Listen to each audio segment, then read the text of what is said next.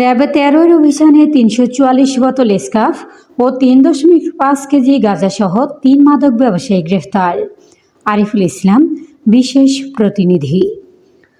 গাইবান্ধা ও লালমনিরহাটে RAB ১৩-এর পৃথক অভিযানে বিপুল পরিমাণ মাদকদ্রব্য জব্দসহ ৩ জন মাদক ব্যবসায়ীকে গ্রেফতার করা হয়েছে। র্যাব জানায় ৭ জানুয়ারি ২০২৬ তারিখে গাইবান্ধা সদর এলাকায় অভিযান চালিয়ে একটি ব্যাটারি চালিত মিশুক গাড়ি থেকে ৩.৫ কেজি গাঁজা জব্দসহ ২ জনকে গ্রেফতার করা হয়। অপরদিকে লালমনিরহাটের কালীগঞ্জ উপজেলায় অভিযান চালিয়ে বসতবাড়িতে লুকিয়ে রাখা ৩৪৪ বোতল ফেন্সিডিল জাতীয় মাদক স্কাফ সহ একজনকে গ্রেফতার করা হয়।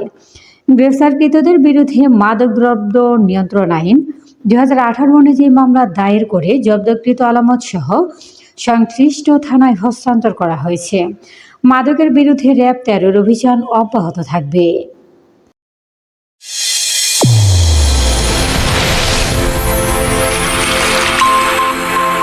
চ্যানেল A1 হৃদয়ের স্পন্দন।